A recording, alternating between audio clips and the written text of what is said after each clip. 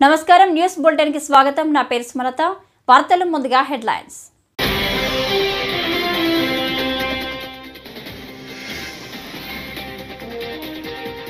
అయోధ్య బాలరాముని విగ్రహ ప్రతిష్టకు ఏడాది పూర్తి వార్షికోత్సవానికి భారీ సన్నాహాలు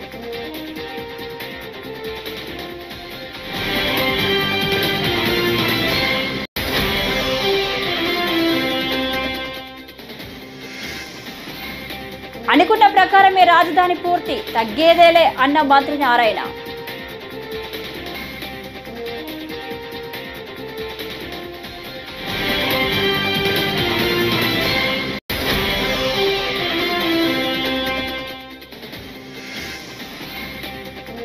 పుష్ప 2 లాంటి సినిమాలను ప్రభుత్వం ప్రోత్సహించకూడదు సిపిఐ నేత నారాయణ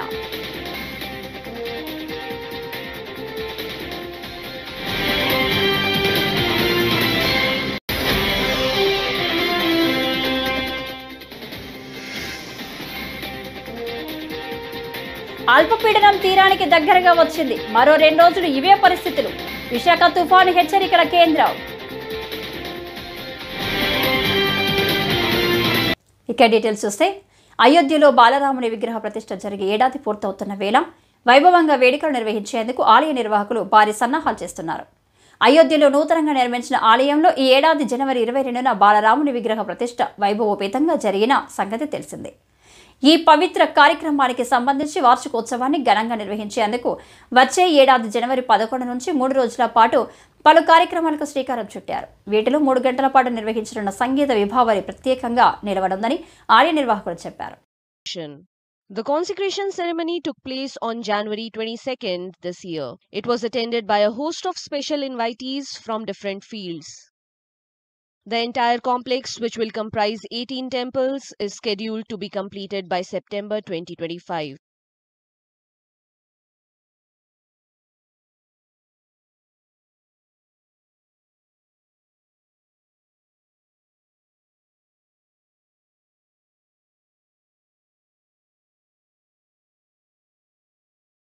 ముఖ్యమంత్రి చంద్రబాబు నాయుడు నేతృత్వంలో 44వ సిఆర్టీఏ అథారిటీ సమావేశం ఈ రోజు జరిగిందని మంత్రి నారాయణ తెలిపారు. జోన్ 7, జోన్ 10 లేఅవుట్ల కోసం 2,723 కోట్లకు అథారిటీ అంగీకారం తెలిపిందన్నారు. నేటితో 47,288 కోట్లకు అథారిటీ అమరావతితో అనుమతి ఇచ్చిందని తెలిపారు. మిగిలిన వర్క్స్కు త్వరలోనే ఆమోదం ఇస్తామన్నారు. వర్క్స్కి సంబంధించి వరుసగా టెండర్లు పిలిచి కంప్లీట్ చేస్తామన్నారు. నిరుపేదలకు మంచినీళ్లు ఇల్లు కట్టాలని ప్రతి మహిళా కుటుంబంతో ఆనందంగా ఉండేలా చూడాలని సీఎం చెప్పారన్నారు. నమస్కారాలండి. ఈరోజు అమరావతి రాజధాని క్యాపిటల్ సిటీ 44వ అథారిటీ మీటింగ్ సిఆర్డీ జరిగింది. దాంట్లో జోన్ 7, జోన్ 10 లేఅవుట్ రోడ్స్కు సంబంధించి 2,723 కోట్లతో యాక్చువల్గా ఈరోజు అథారిటీ యాక్సెప్ట్ చేసింది. సో మొత్తం ఇంతవరకు 47,288 కోట్లు 47,288 కోట్ల రూపాయలకి ఈ అథారిటీ ఇంతవరకు యాక్చువల్గా రోడ్లు కావచ్చు, డ్రైన్స్ కావచ్చు, డ్రింకింగ్ వాటర్ కావచ్చు, సివరేజ్ యూజ్డ్ వాటర్ కావచ్చు, ఎలక్ట్రిసిటీ అండర్గ్రౌండ్ లైన్స్ కావచ్చు, లేదా అధికారులకు 3,600 బిల్డింగ్స్ కావచ్చు, లేదా 5 ఐకానిక్ టవర్స్ కావచ్చు, 250 మీటర్లు ఎత్తుండే అసెంబ్లీ భవనం కావచ్చు, లేదా హైకోర్టు భవనం కావచ్చు, ఇవన్నీ కూడా వీటన్నిటికి సంబంధించి ఇంతవరకు 47,288 కోట్లకి ఈరోజు యాక్చువల్గా యాక్సెప్ట్ చేయడం జరిగింది. మిగిలినవి కూడా ఈ నెలాఖరా కొన్ని నెక్స్ట్ మంత్లో బ్యాలెన్స్ కంప్లీట్ చేసి వర్క్స్ అన్నీ యాక్చువల్గా టేకప్ చేయడం జరుగుతుంది. టెండర్లు కూడా 1 by 1 నెక్స్ట్ మంత్ 15వ తేదీ లోపల అన్నిటికి సంబంధించి టెండర్లు కూడా పిలిచే విధంగా ప్లాన్ చేయడం జరిగింది.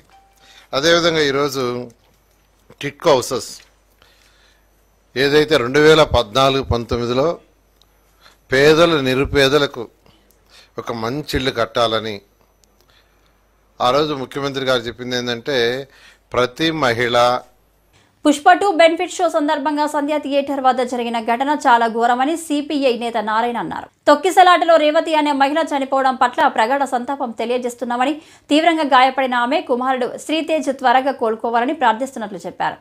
ఆ సినిమా టికెట్ రేట్లు పెంచుకునేందుకు ప్రభుత్వం అనుమతి ఇవ్వడంపై నారాయణ ఆగ్రహం వ్యక్తం చేశారు. ఈ మేరకు ఆయన ఓ వీడియోను విడుదల చేశారు. పుష్ప సినిమా రిలీజ్ సందర్భంగా ఈ అల్లు అర్జున్ ఆ సినిమాకి వెళ్ళడం, ఆ తొక్కిసాటు జరగడం, అందులో రేవతి అనే ఒక మహిళ చనిపోవడం, ఆమె సినిమాను చూడడానికి వచ్చింది టికెట్ కొనుక్కొని. అల్లు అర్జున్ చూడడానికి రాలేదు. కొడుకు 9 ఏళ్ల పిల్లవాడు, అతని చావుతులో ఉన్నాడు. ఆమె మరణం పట్ల సిపిఐ తరఫున ప్రగాఢ సంతాపం తెలియజేస్తూ ఉన్నాను. వాడి కుమారుడు త్వరగా కోలుకోవాలని చెప్పి కోరుతా ఉన్నాను. అసలు ఈ సంఘటన చాలా ఘోరమైంది. పుష్ప సినిమా అనేది ఒక ఎర్రచంద్రం స్మగ్లింగ్ సంబంధించినటువంటి హీనాతి హీనమైన సినిమా. అది సందేశం ఏమి ఇస్తుంది? స్మగ్లింగ్ బాగా చేసుకోమని చెప్పేసి ఇస్తుందా? అలాంటి సినిమాలో అనేక అసహ్యకర సీన్స్ ఉన్నాయి. కూర్చుంటే ఒకసారి, లేస్తే ఒకసారి చెప్పేసి లేదంటే ఇంకో సినిమా అని, ఈ పద్ధతుల్లో ఒక బూత్తో కూడినటువంటి పాటలు, సెక్స్ సినిమాలు పెట్టి, స్మగ్లింగ్ పెట్టి, ఈ రెండు సమాజానికి చీడపురుగులాడేది. దాన్ని ఎక్స్పోజ్ చేసేందుకు గవర్నమెంట్ సిగ్గు లేకుండా వాళ్ళకి ప్రోత్సహించింది టికెట్లు పెంచుకోవడానికి. ఆ 700, 1000 రూపాయలు, 3000 రూపాయలు పెంచుకుని టికెట్ ఇస్తే 3000 రూపాయలు ప్రభుత్వం ప్రకటిస్తే వాడు 6000 రూపాయలకు అమ్ముకున్నాడు. అంటే ప్రభుత్వం ఎందుకు చేయాలా? అదేమన్నా ఆదర్శమైన సినిమా? అదేమన్నా ఇది జాతి సమాజానికి ఉపయోగపడే సినిమా కాదు కదా. కాబట్టి ప్రభుత్వం అట్లాంటి ప్రోత్సహించిన తప్పు. దాన్ని వాళ్ళు ఆ విధంగా చేయకూడదు. రెండవది, ఈ జరిగిన ఘటన తర్వాత రాజకీయ నాయకులందరూ కూడా ఉత్సాహంగా వాళ్ళ ఇంటికి పోతున్నారు, పరిగెడుతున్నారు. సినిమా థియేటర్స్, యాక్టర్స్ అంటే తప్పదు, ఆ రంగంలో పనిచేశారు కాబట్టి. రాజకీయ నాయకుల కింద చీప్ ప్రచారం ఎందుకు జరగాల? ఆ విధంగా ఎందుకు ప్రోత్సహించాలా? ఒక విధంగా అంటే రాజకీయ నాయకులు కూడా నైతిక ప్రవర్తనలు తిరోధకరిస్తా ఉన్నారు. చాలా బాధపడతా ఉన్నా. అట్లాగనే ఇది ఒక హింసకు కూడినటువంటి సినిమాని ప్రోత్సహించడానికి చేస్తే. పశ్చిమ మధ్య బంగాళాఖాతంలో కొనసాగుతున్న అల్పపీడనం దిశ మార్చుకుంది. ప్రస్తుతం ఇది పశ్చిమ నైరుతి దిశగా కదులుతుంది. దీనిపై విశాఖ తుఫాను హెచ్చరికల కేంద్రం వివరాలు తెలిపింది. అల్పపీడనం బలహీనపడి తీరానికి సమీపంలోనే ఉందని వెల్లడించింది. తీరానికి దగ్గరగా ఉండడం వల్ల ఆకాశం మేఘామృతమై ఉందని పేర్కొంది. మరో 2 రోజుల పాటు ఇవే వాతావరణ పరిస్థితులు కొనసాగుతాయని వివరించింది. 30 నుంచి 40 కిలోమీటర్ల వేగంతో గాలులు వీచే అవకాశం ఉందని తెలిపింది. కాగా విశాఖ పోర్టులో 3వ నెంబర్ సాధారణ ప్రమాద హెచ్చరిక జారీ చేశారు.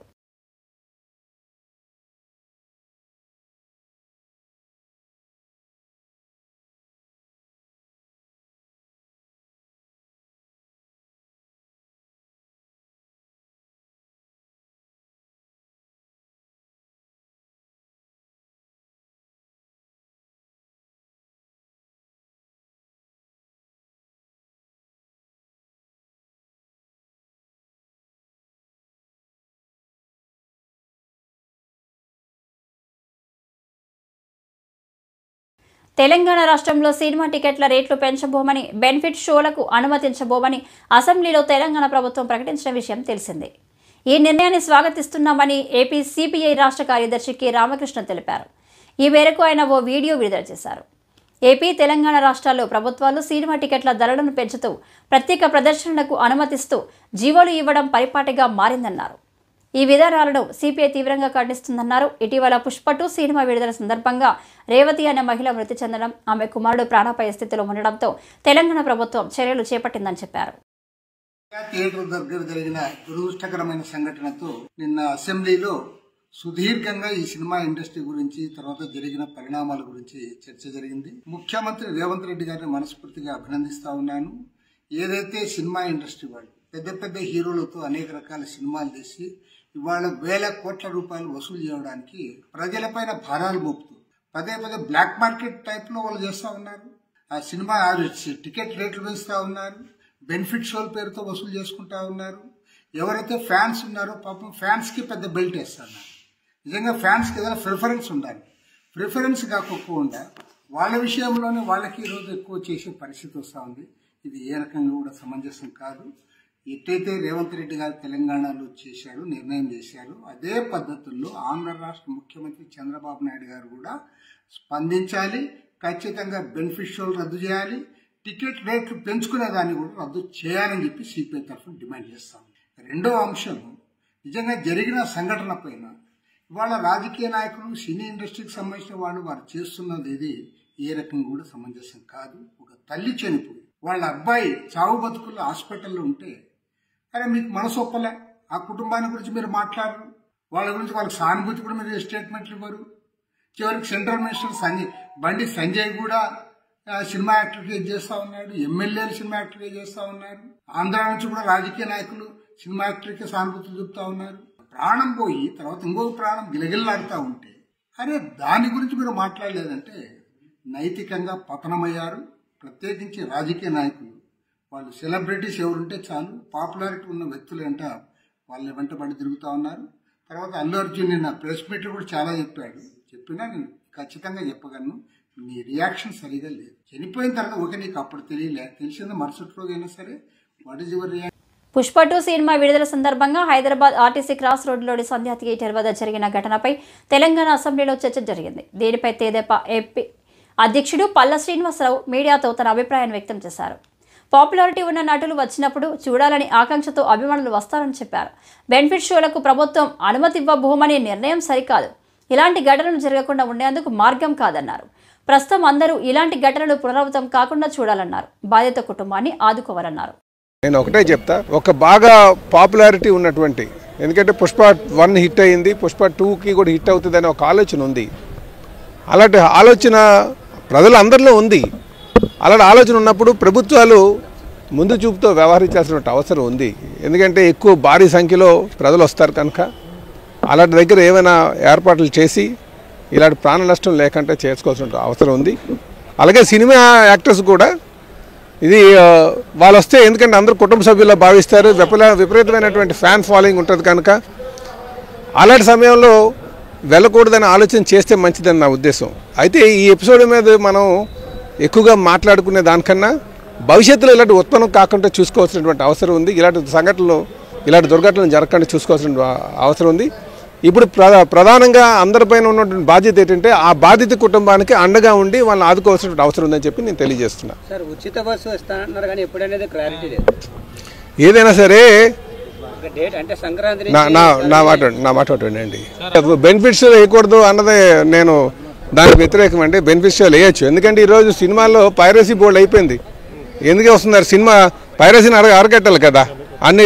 ఎంతోమంది శ్రమించి తీసినటువంటి సినిమాని ఒక 4 రోజులు అయిపోతే దాన్ని పైరసీ చేసి దాన్ని రిలీజ్ చేస్తున్నారు. కనుక బెనిఫిట్ షోలు వేయకపోవడం అయితే వేయను అనడం కరెక్ట్ కాదు, వేయాలి. దాని దగ్గర మనకి ఇటువంటి దుర్ఘటనలు జరగకుండా చూసుకోవాల్సిన బాధ్యత ఉంది. అది అందరితో మీద బాధ్యత, అది అందరి బాధ్యత. అటు సినీ యాక్టర్స్ పైన ఉంది, ఇటు ప్రభుత్వం పైన ఉంది. పాపులారిటీ వచ్చినటువంటి సినిమాలకి ముందే దాన్ని గమనించగలగాలి. అది ఇంటెలిజెన్స్ వర్గాలు ఫెయిల్యూర్ అని ఎందుకు అనుకోకూడదు. కనుక ఇప్పుడు మనం ఒకరి మీద ఒకరు బ్లేమ్ చేసుకునే దానికన్నా ఇది భవిష్యత్తులో ఎలాంటి ఉత్పన్నం కాకుండా చూసుకోవాల్సినటువంటి బాధ్యత మనందరిపైన ఉందని చెప్పి తెలియజేస్తున్నాం. ఇప్పుడు హైదరాబాద్ చెప్పాలంటే చాలా హైదరాబాద్ ఎలా ఉందంటే చాలా సాచురేట్ అయింది, మార్కెట్ చాలా రద్దీ అయింది. అక్కడ అలాంటి దగ్గర ఇంకొక దగ్గర డెవలప్ చేస్తే బాగుంటుంది, అది ఏపీలో డెవలప్ చేస్తే బాగుంటుంది అనేది ఒక ఉద్దేశం. కనుక సినీ ఫీల్డ్ మన ఏపీకి వస్తే ఇక్కడ కూడా ఫీల్డ్ డెవలప్ అవుతుంది, కొంతమంది ఎంప్లాయ్మెంట్ జరుగుతుంది, కళాకారులు చాలామంది ఉన్నారు, కళలు ప్రోత్సహించినట్టు కూడా అవుతుందని చెప్పి తెలియజేస్తాను. మంచి అందాలు సీనరిక్ బ్యూటీ ఉన్నటువంటి ప్లేస్లు ఉన్నాయి. ఈరోజు నిన్న మా ఉప ముఖ్యమంత్రి గారు ఏమన్నారు, అక్కడ అరకెళ్తే ఇంత అందం ఉంది, ఇక్కడ వీటి దగ్గర పెడితే బాగుంటుందనే ఆయన తన్మయత్వం చెంది చెప్పినటువంటి మాట అక్కడ చూసిన తర్వాత. కనుక సినీ ఇండస్ట్రీ మన ప్రాంతంలో కూడా డెవలప్ అవ్వాలని చెప్పి తెలియజేస్తున్నాను. మంచి ఆలోచన, మా ఉప ముఖ్యమంత్రి గారు చెప్పింది కూడా ఖచ్చితంగా పరిగణించాలని చెప్పి తెలియజేస్తున్నాను. విజయవాడలోని ఇంద్రకీలాద్రిపై కొలువైన శ్రీ దుర్గా మల్లేశ్వర స్వామి అమ్మవార్లను కన్నడ నటుడు ఉపేంద్ర యుఐ చిత్ర బృందం దర్శించుకున్నారు. అనంతరం ఆలయ అర్చకులు వారికి వేదాశీర్వచనం చేసి అమ్మవారి శేషవస్త్రం, తీర్థ ప్రసాదాలను అందజేశారు.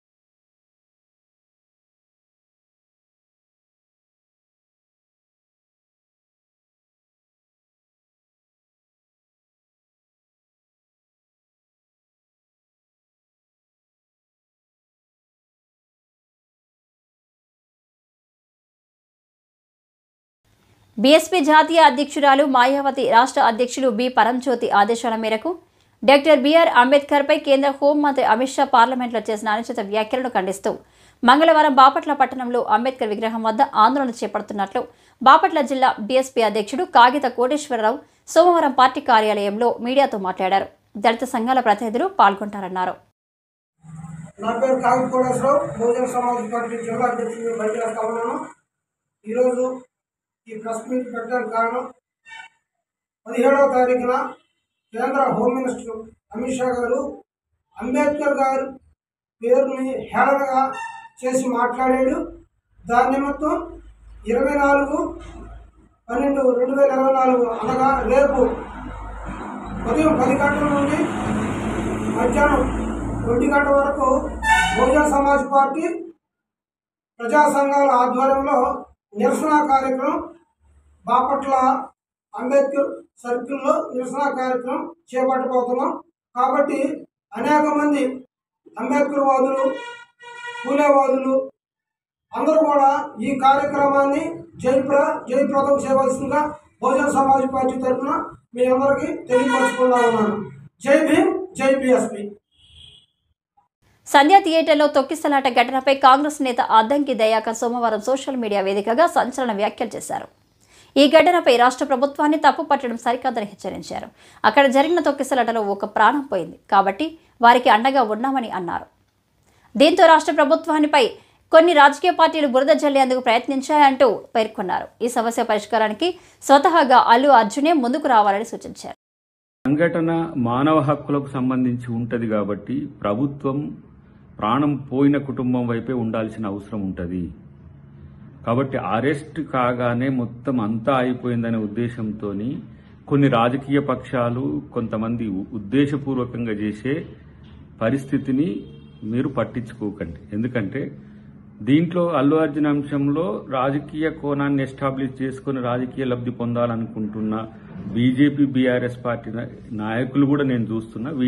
వీళ్ళు క్లారిటీ లేకపోవడం వల్లనే ఈ సమస్య వచ్చింది. ఈరోజు ప్రభుత్వం కేసు పెట్టి కనీసం అరెస్ట్ చేసి అంతవరకే వదిలేసింది. ఢిల్లీలో ఉపహార్ థియేటర్ సంఘటనలో ఆ థియేటర్కు సంబంధించిన యాజమాన్యంతో పాటు బాధ్యతలకు ఉరిశిక్ష వేసిన సంఘటన ఈ దేశంలో ఉంది. కానీ అరెస్ట్కే అంతలా బాధపడిపోతున్న పరిస్థితిని మీరు గమనించుకోండి. ఇది ప్రభుత్వానికి తప్పనిసరి పరిస్థితుల్లో చేసినది. కాబట్టి మీరు ముఖ్యంగా బీజేపీ, బీఆర్ఎస్ నాయకులు మీరు ఎటువైపో తెలుస్తలేదు రాజకీయం కొరకు, అప్పుడు అటు ఇప్పుడు ఇటు అన్నట్టు గోడ మీద పిల్లివాటం ఉంటున్న పరిస్థితి గమనించుకోండి. శ్రీతేజ్ కూడా వైద్యం చేయించుకోవడానికి తక్కువ ఖర్చేం కాదు. నేనంటున్నా మా కోమటిరెడ్డి గారు ఒక డిమాండ్ చేసిండ్రు, లేకపోతే సమాజం నుంచి ఒక డిమాండ్ వస్తుంది.